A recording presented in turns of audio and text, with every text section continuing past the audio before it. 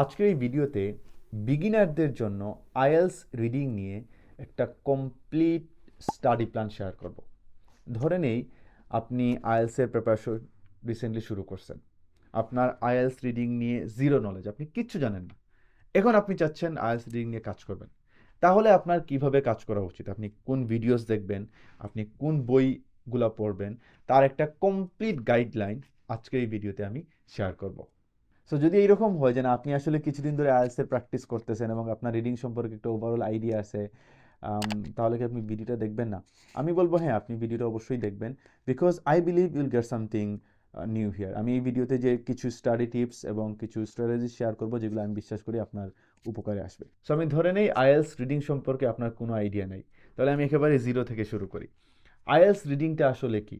IELTS reading হচ্ছে basically আমরা যখন ক্লাস 9, 10 বা 11, 12-এ ছিলাম, আমাদের ইংলিশে সাবজেক্ট করা ছিল দুইটা, ফার্স্ট পেপার এবং সেকেন্ড পেপার। ফার্স্ট পেপারটা কীরকম ছিল মনে আছে? আমাদেরকে দুইটা প্যারাগ্রাফ দেওয়া থাকতো এবং ওই দুইটা প্যারাগ্রাফ বা এসের ওপর কিছু প্রশ্ন করা হতো। আমরা ওই প্রশ্নগুলোর উত্তর ওই প্যারাগ্রাফটা পড়ে বের করতাম। সিমিলারলি আইএলটিএস রিডিং হচ্ছে ওই রকমই একটা টেস্ট। এখানে প্যাসেজেসগুলো একটু বড় থাকবে, কোয়েশনসের সংখ্যা একটু বেশি থাকবে। আইএলটিএস রিডিংয়ে যেটা হয়, টোটাল প্যাসেজ থাকে হচ্ছে 3টা, কোয়েশ্চন থাকবে হচ্ছে টোটাল 40টা। আপনাকে সময় দেওয়া হবে 1 ঘন্টা। আইএলটিএস রিডিংয়ে আনসার ট্রান্সফার করার জন্য আপনি আলাদা কোনো সময় পাবেন না। এইটা হচ্ছে আইএলটিএস রিডিং একটা ওভারঅল সামারি, যে আইএলটিএস রিডিং আমার সময় হচ্ছে 1 ঘন্টা, কোয়েশ্চনস থাকবে হচ্ছে 40টা, প্যাসেজ থাকবে 3টা। আনসার ট্রান্সফার করার জন্য লিসনিংয়ের মতো কোনো আলাদা সময় দেওয়া হবে না। তাহলে এই যে 40টা কোয়েশ্চনস দেওয়া থাকবে, এই 40টা কোয়েশ্চনস আমি কোন জায়গায় থেকে আনসার খুঁজে বের করব? ওই যে 3টা প্যাসেজ দেওয়া আছে, ওই 3টা প্যাসেজ সম্পর্কে।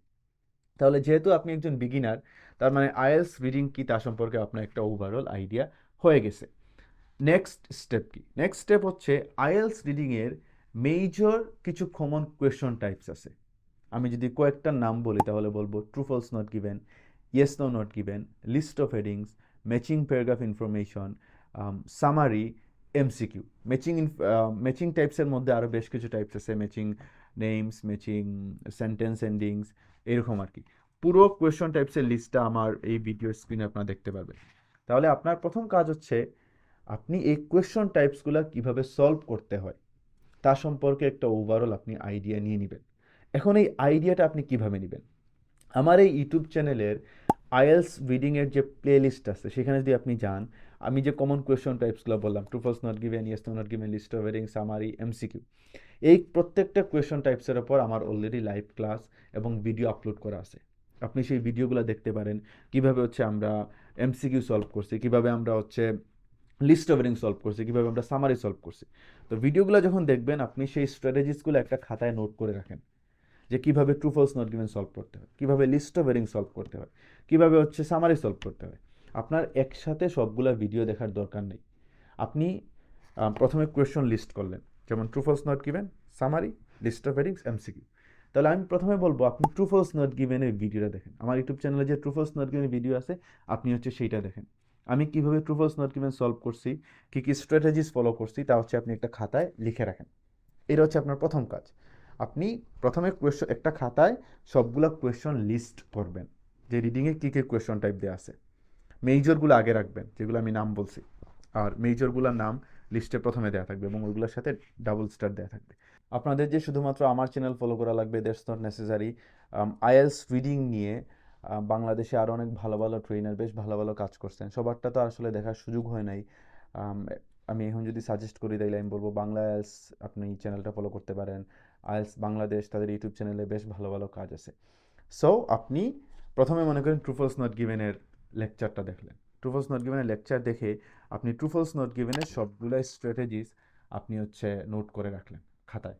অন্য কোনো ভিডিও দেখতে যাবেন না, অন্য কোনো কোয়েশ্চেনের ভিডিও আপনি দেখতে যাবেন না, আপনি কোয়েশ্চন অনুযায়ী কাজ করবেন। এখন হচ্ছে ফর এক্সাম্পল আপনি, যেহেতু আমি ভিডিও তৈরি করতেছি, আমার ভিডিওর কথাই আমি বলি নাকি? সো মনে করেন আপনি আমার ট্রু ফলস নট গিভেনের ভিডিওটা দেখলেন।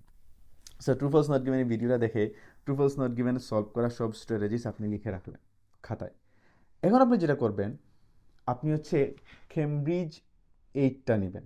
যেহেতু আপনি আইএলটিএসের নাম শুনছেন, আপনি কেমব্রিজের নামও শুনছেন। কেমব্রিজের বই আছে এখন পর্যন্ত 18 নম্বর পর্যন্ত বের হয়েছে। আপনি 8 থেকে শুরু করবেন। আগেরগুলা বেশ পুরাতন হয়ে গেছে, অনেক ক্ষেত্রে কোয়েশন টাইপসও চেঞ্জ হয়ে গেছে। আপনি 8 কেমব্রিজ 8টা নেবেন। 8টা নিয়ে আপনি যেহেতু ট্রু ফলস নট গিভেনের ভিডিও দেখছেন, ট্রু ফলস নট গিভেনের স্ট্র্যাটেজিস আপনি নোট করে রাখছেন, এখন আপনি যেটা করবেন, কেমব্রিজ বই থেকে 4টা টেস্টের সবগুলা true false not given solve করবেন। একটা কেমব্রিজ বইয়ে টোটাল 4টা টেস্ট দেওয়া থাকে, 4টা রিডিং, 4টা লিসনিং, 4টা রাইটিং, 4টা স্পিকিং। কেমব্রিজ 8-এর 4টা টেস্টেই আপনি শুধুমাত্র true false not given solve করবেন। তাহলে দেখবেন ট্রু ফলস নট গিভেন সম্পর্কে আপনার একটা কমপ্লিট ধারণা হয়ে গেছে। এরপর মনে করেন আপনার লিস্টে ডাবল স্টার বলা কোয়েশন হচ্ছে লিস্ট অফ হেডিংস, তাইলে এখন হচ্ছে আপনি লিস্ট অফ হেডিংসের ভিডিও দেখলেন, লিস্ট অফ হেডিংসের স্ট্র্যাটেজিস আপনি লিখে রাখলেন, এরপরে কেমব্রিজ 8 থেকে 4টা টেস্টেরই সবগুলো লিস্ট অফ হেডিংস সলভ করলেন। এইভাবে প্রথমে ভিডিও দেখবেন, স্ট্র্যাটেজিস নোট করবেন, এরপরে কেমব্রিজ 8 থেকে ওই টাইপের কোয়েশন, জাস্ট ওই টাইপের কোয়েশন সবগুলা সলভ করে ফেলবেন। এতে করে যেটা হবে, রিডিংয়ের মেইন যে কোয়েশন টাইপ যেগুলো আছে তার সম্পর্কে আপনার একটা কমপ্লিট একটা ওভারঅল আইডিয়া হয়ে যাবে। এবং আপনাদের মনে হতে পারে স্যার আপনি বারবার মেইন কোয়েশন টাইপ বলতেছেন, তাহলে আনমেইন কোয়েশন টাইপের কী হবে? দ্য থিং ইজ, যদি আপনি মেজর কোয়েশন টাইপসগুলো পারেন, আপনি অন্যগুলো এমনিতেই পারবেন, ওইগুলো খুব একটা আসেও না। আর যদি এইগুলো আপনি পারেন, ওইগুলো আপনি এমনিতেই পারবেন আর কি। বাকিগুলো সলভিং স্ট্র্যাটেজি ওই মেইন কোয়েশন টাইপসের মতোই আর কি। সো এটা হচ্ছে আমাদের প্রথম কাজ। আমি পুরো বিষয়টা আরেকবার রিক্যাপ করি। আপনি প্রথমে কোয়েশন টাইপসগুলো নোট করবেন। ডাবল স্টার সহ যে কোয়েশন টাইপস যেগুলো আছে তা হচ্ছে আপনি খাতায় আগে লিখবেন, দেন আপনি স্পেসিফিক কোয়েশন ধরে কাজ শুরু করবেন। আপনি প্রথমে true false not given video দেখবেন। আমি আমার চ্যানেলের ট্রু ফলস নট গিভেনের বা ওই প্লেলিস্টের ভিডিওটা এই বাটনে দিয়ে দিব। প্রথমে true false not given video দেখবেন, ট্রু ফলস নট গিভেনের সব স্ট্র্যাটেজিস আপনি নোট করবেন, কেমব্রিজ 8 থেকে 4টা টেস্টেরই সবগুলো true false not given solve করবেন। এই টেকনিকে আপনি বাকি সবগুলা কোয়েশন টাইপস নিয়ে কাজ করবেন। এতে করে যেটা হবে, ওভারঅল রিডিং সম্পর্কে, রিডিংয়ের কোয়েশন টাইপ সম্পর্কে আপনার একটা আইডিয়া হয়ে যাবে। কোন কোয়েশনের জন্য কী স্ট্র্যাটেজি ফলো করবেন, কোনটা কীভাবে সলভ করবেন, তার একটা গাইডলাইন পেয়ে যাবেন।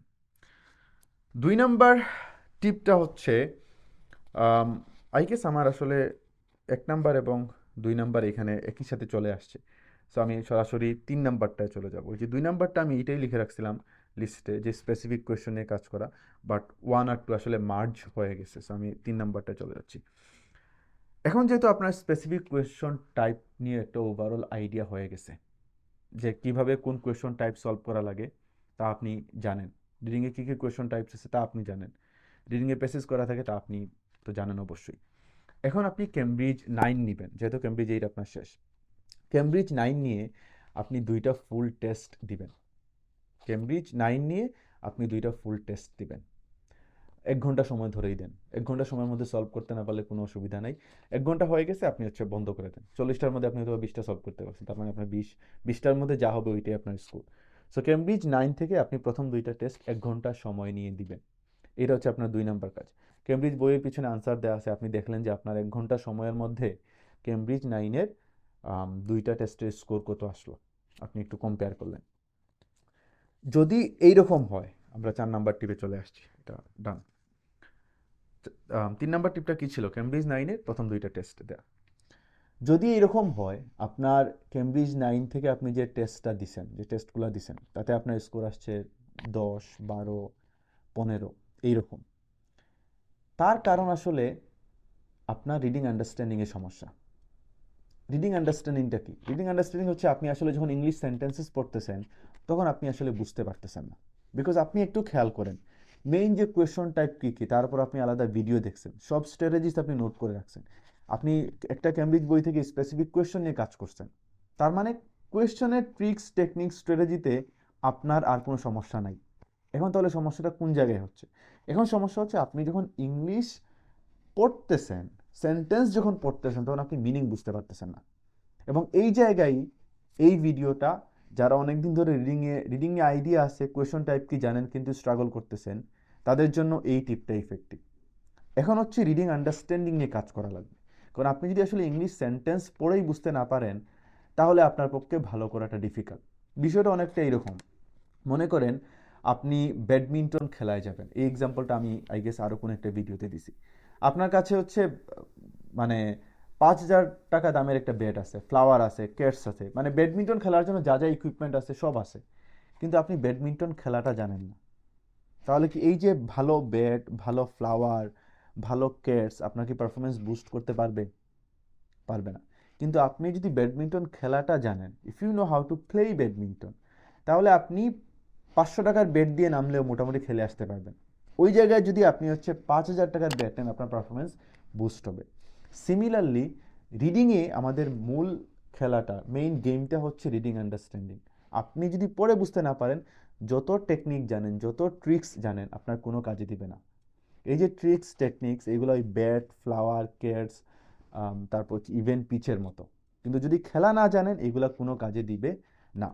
সিমিলারলি রিডিংয়ের ক্ষেত্রে রিডিং আন্ডারস্ট্যান্ডিং। তো আমাদের 4 নাম্বার যেটা আমরা কথা বলতেছিলাম, যদি এরকম হয় যে আপনার স্কোর 10, 12, 15 এরকম আসতেছে, 17 আসতেছে, বেসিকলি 20-এর নিচে যদি আসে, তাইলে রিডিং আন্ডারস্ট্যান্ডিং আসলে সমস্যা। তাইলে আপনার কী করা লাগবে? রিডিং আন্ডারস্ট্যান্ডিং নিয়ে কাজ করা লাগবে।